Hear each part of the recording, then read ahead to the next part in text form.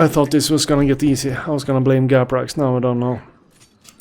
The lords and ladies, sumptuously dressed in the colors of House Gaprak, are standing in a half circle around Toriana and her son Vincent. The bodies and faces of almost every member of this dynasty are covered in large ornate augmentics. Toriana Gaprak courtesies to you. Her mechanical voice sounds distant and indifferent. Greetings, your lordship. May the Omnissiah grant you understanding. With a click, her visor oculars swirl to the seneschal. Abelard, it must be difficult for you to be here under these circumstances, with your house standing accused of such a grave crime.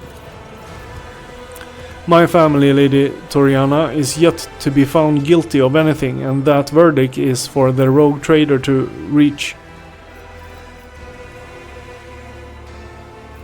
Do you think the accusation against the Viserion family are true? I will not take such responsibility upon myself.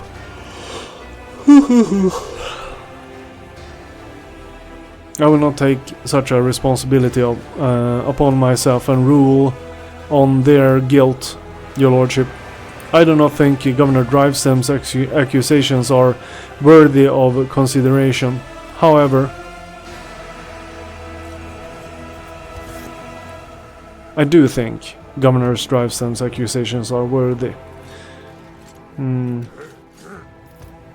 In your opinion, which noble might have a reason to be party to such a conspiracy? She thinks for several moments before replying, "Pardon my bluntness, your lordship, but I will answer truthfully, it could be anyone." Greed, fear, and ideals can drive even the most loyal subjects to the unthinkable.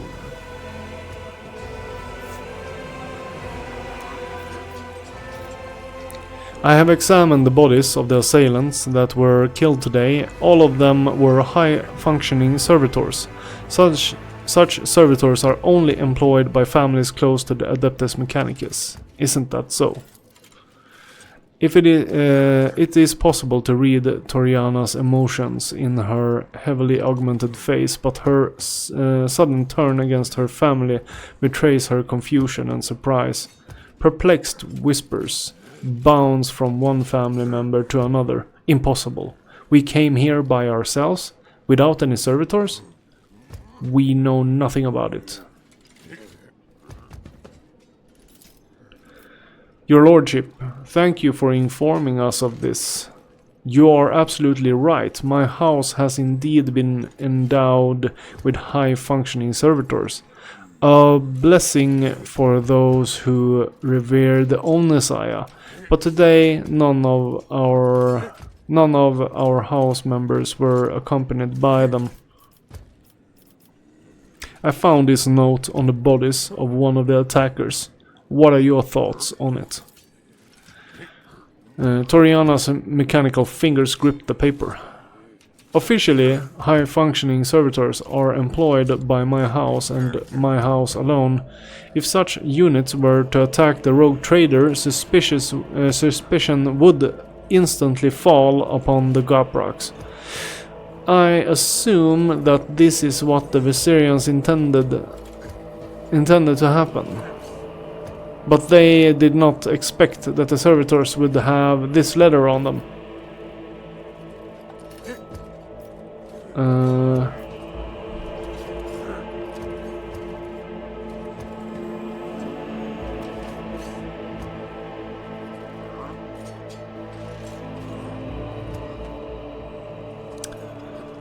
Okay. Vincent, I wish to speak to you. Ready to serve, your lordship. How may I help you? What do you make of the charges against the Viserion family? Could they truly be guilty?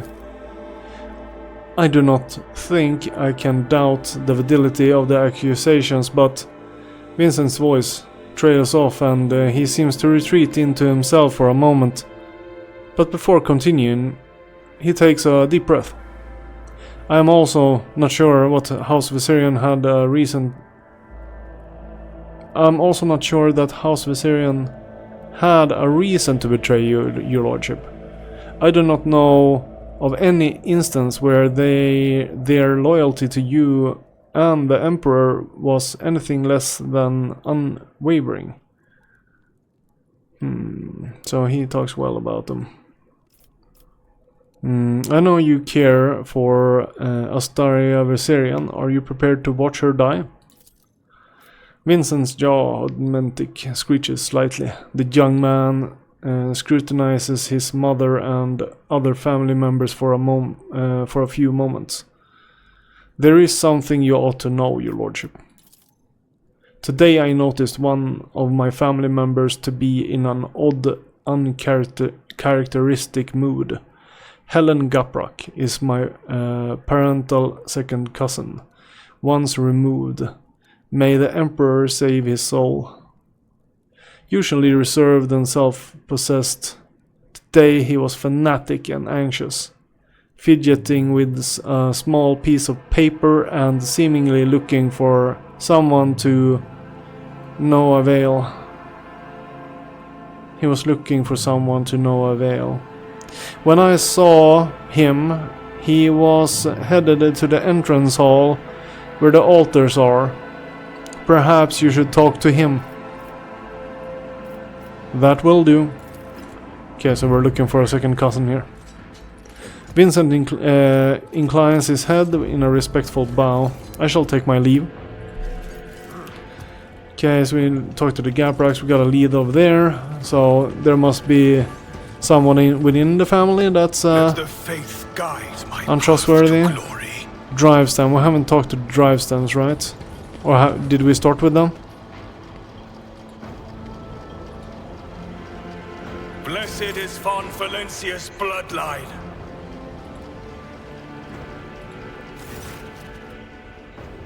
Governor Drivestem is surrounded by his retinue, who are all dressed in expensive gowns and finery. The matching color scheme of their outfits and the striking physical resemblance among them suggest that they all come from one family. Your lordship, thank you for giving this case your undivided attention. The governor bows and rests hastened on and the governor bows and the rest hasten to follow suit. Okay.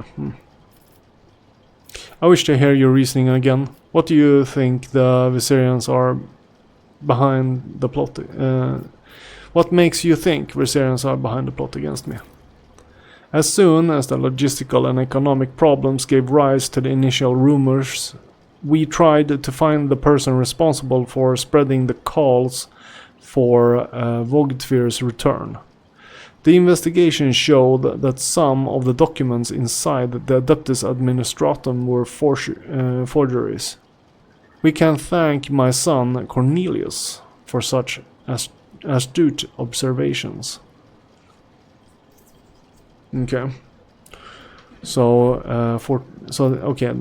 I was talking to people in the wrong order, but how was I supposed to know there was an order?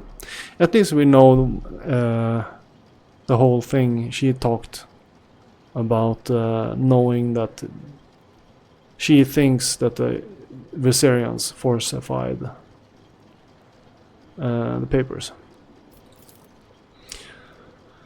Your lordship, a slender young man bows to you, awkwardly and nervously, licks his dry lips. I assure you that my humble person is undeserving of your attention.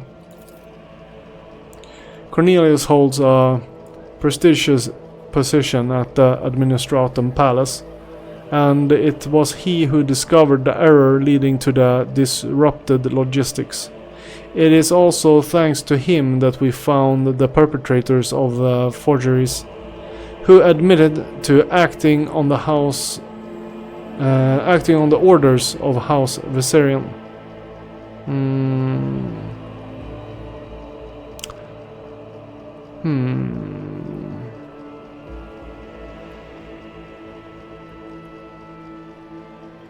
Okay, so this dude might actually be involved then, because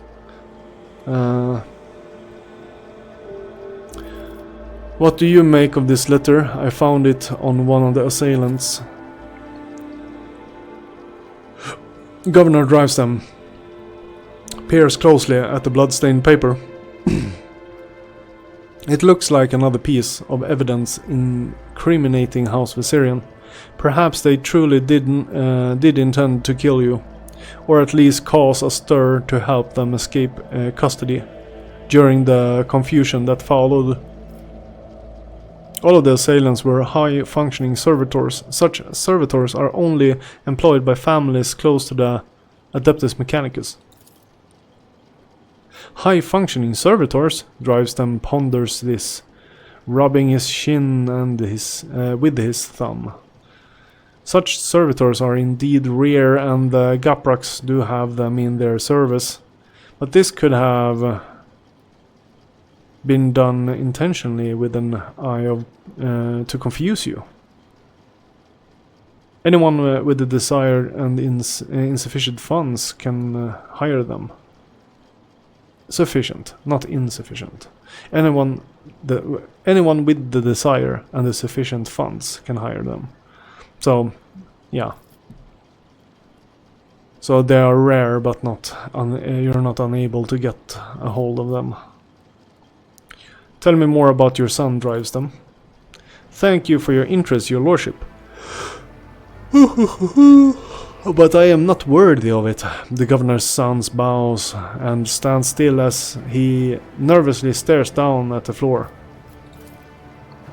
Son, show due respect.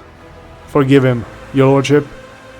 This is the first time he has had the honor of attracting the attention of the rogue trader. Henriks narrows his eyes and, glancing at you, shakes his head.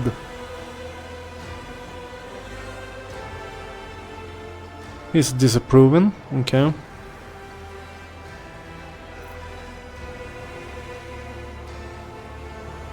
Tell me more about your job, Cornelius. What do you do?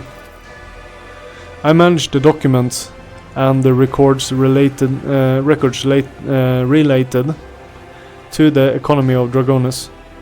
You probably know how scrupulous the workers of the Adeptus Administratum are. I'm afraid that a more detailed explanation of my duties would mirror the administrative processes of the Administratum. Too long and overly detailed. Cornelius tries to look you in the eye, but is clearly hard for him to do. Okay, so he's either insecure or shy. Or afraid. How did you manage to find the forged documents in the bureaucratic hell? Bureaucratic?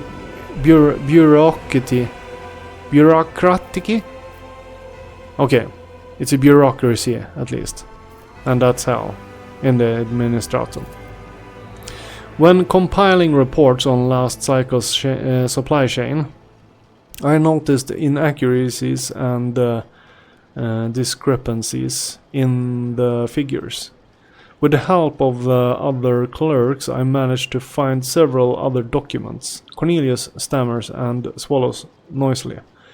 Comprehensive data analysis has shown that the discrepancies were caused by intentional tampering with the data, thus leading to some logistical problems that were practically unsolvable.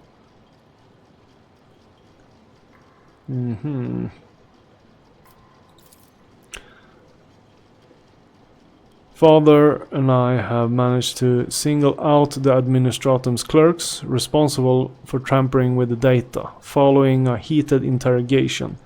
They confessed that they were following the orders of someone from House Viserion. Everything was supposed to look as though they were the ones suffering losses from the logistical and economic problems.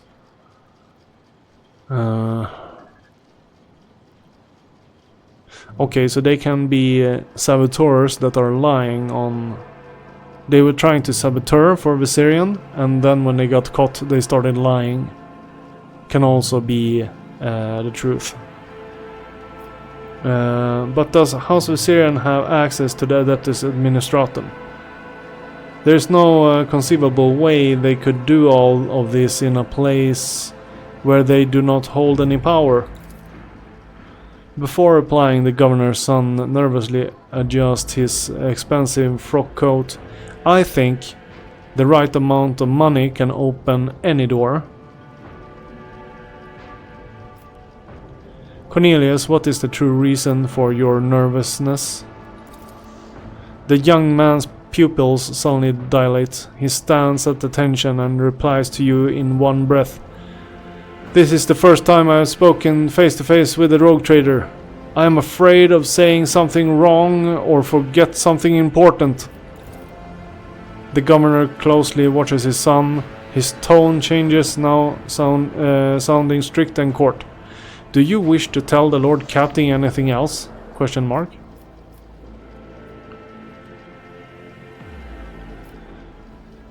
Coercion 20. Place your hand on your weapon. You're speaking to a rogue trader, and my patience is running out. Success. You see the flash of terror in Cornelius' eyes as he stares at your hand on your weapon. He speaks quietly and confused without raising his head. Forgive me, your lordship. I can't do it anymore. This lie has gone too far. I can no longer control it. The truth is that all the logistical problems were caused by a single error in the numbers. My mistake. What? Governor drives and screams. Urban looks genuinely shocked and enraged. When I discovered my mistake, it was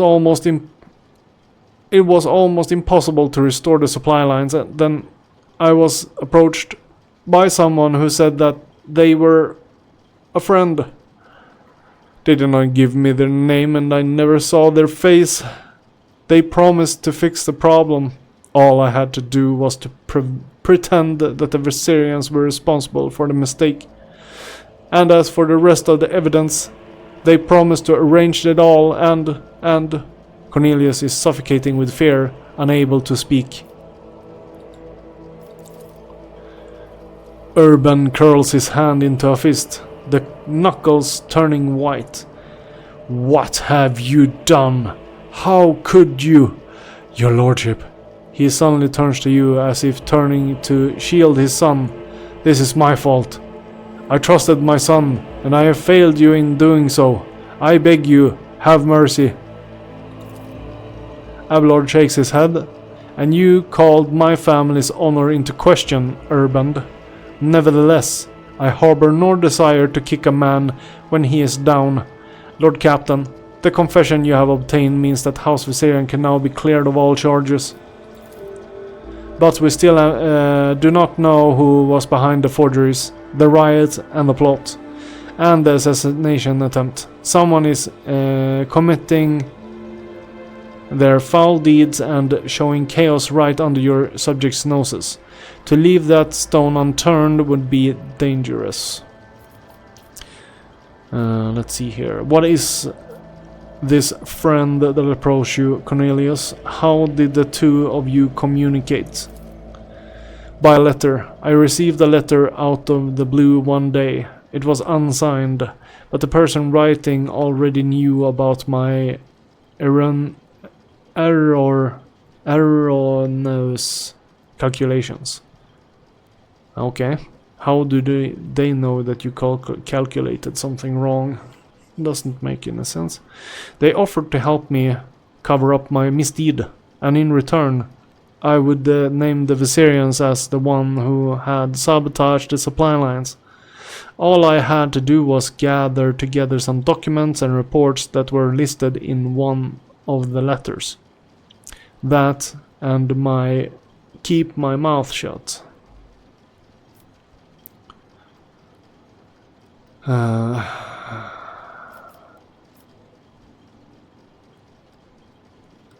Okay, death sentence. Urban, your son has found the courage to admit his mistake. I will try to find some compassion for him in my heart. He did come clean.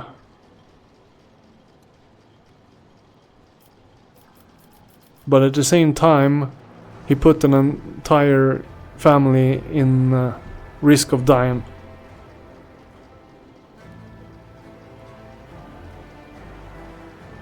Because it meant death to the whole of the Viserion family or something. That's crazy.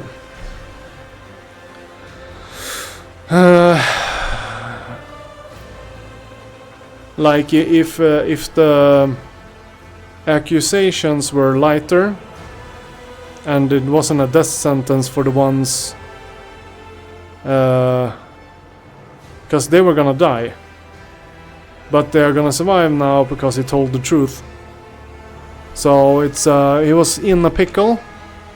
I wanna forgive him, but none of these choices are giving him a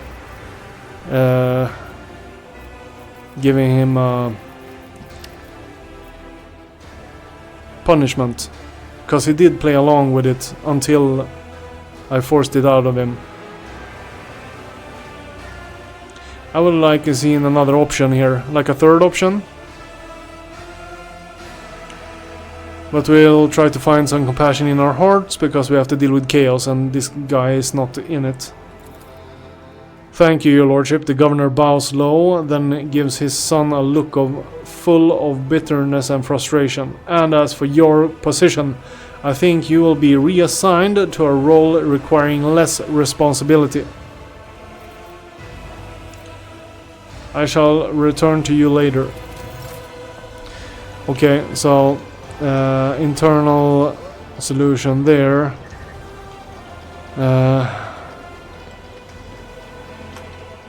You claim you know nothing about the attack, is that right? I'll put that in your file. When you end up on a penal world, the warden will be interested to read it.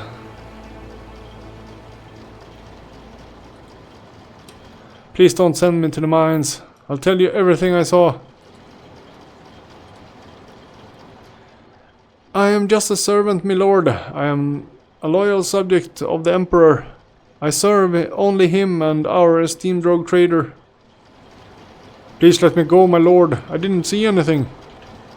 The Divine watches over us. Okay, so that's weird. Let's the second cousin. We need to talk to whoever that was. Let's make a save.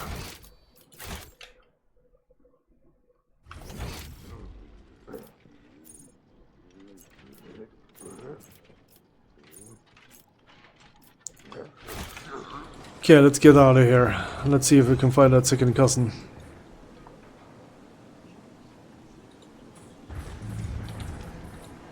Yeah, there we go. Gaprak. Know your duty. Ah. A finely dressed man of middle years is kneeling in front of the altar, his palms folded in prayer close to his face.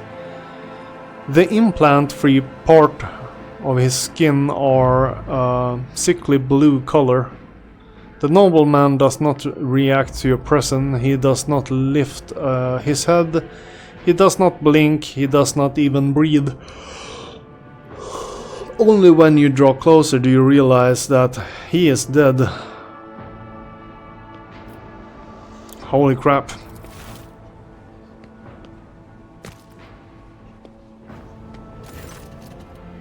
Abelard looks at the man, his eyes grim. The colors of House Gaprak. I do not believe he decided to take his own life in such an extravagant way.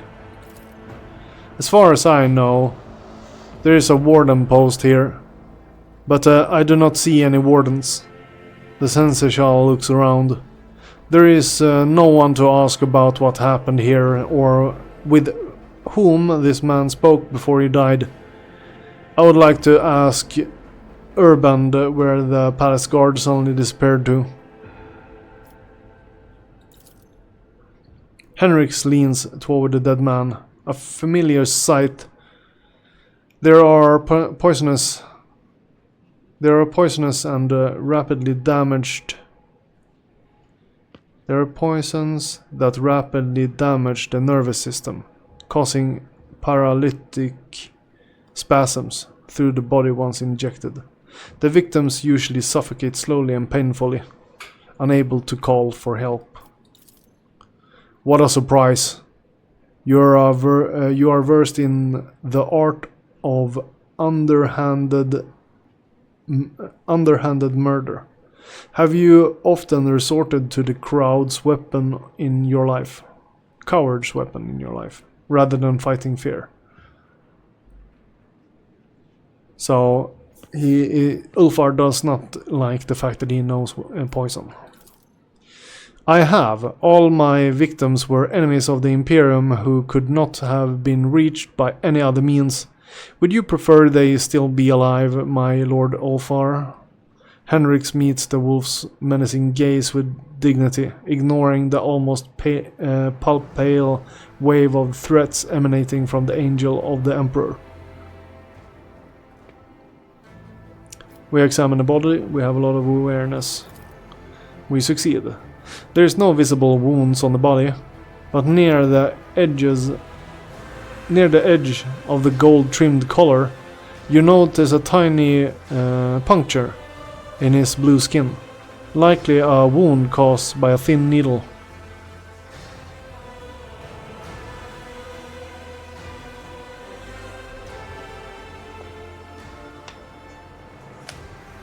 So by the neck then. Search the pockets. You discover a secret pocket in the lining of the dead man's luxurious jacket. You find a folded piece of paper inside, hiding behind a handkerchief, embroidered with the initials HG. Look around. You're almost certain that the wardens are unusually stationed nearby.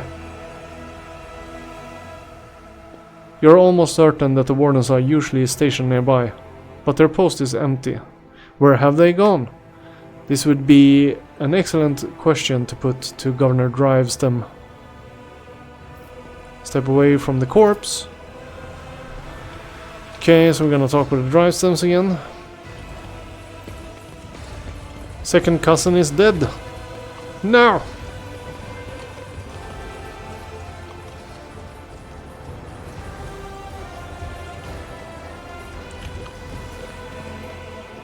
That's the Viserions. This is our... walk this path to the end. Urband. When you approach them, the conversation died down. The governor bows his head in defense. How may I serve you, your lordship? Are you ready to pronounce your verdict yet?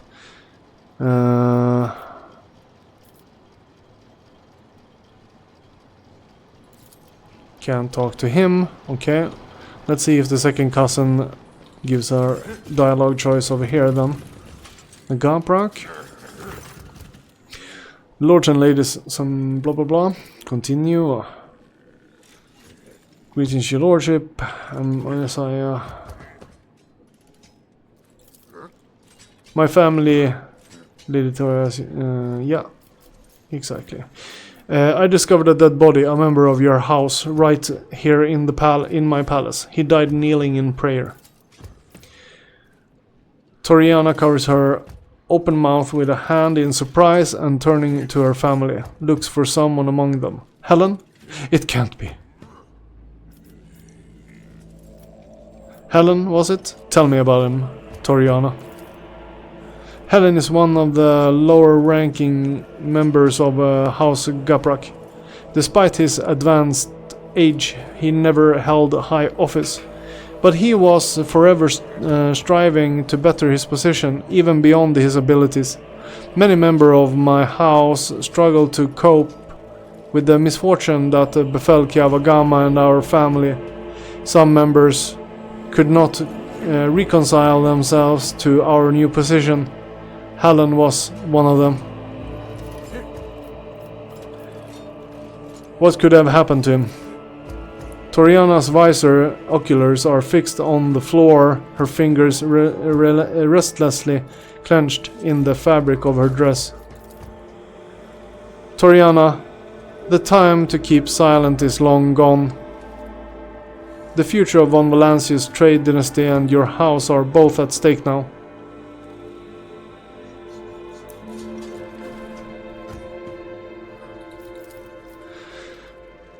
We lost Kiavagama, a truly devastating blow to every member of House Gaprak. I lost all hope for the future, and my kin lost their sense of purpose. We needed time to recover and chart a new course for ourselves. We were and still are more than capable of doing that, but I will not deny it. The other houses have offered us their assistance for their own self-serving ends. Perhaps Helen decided to take them up on one of their offers behind my back.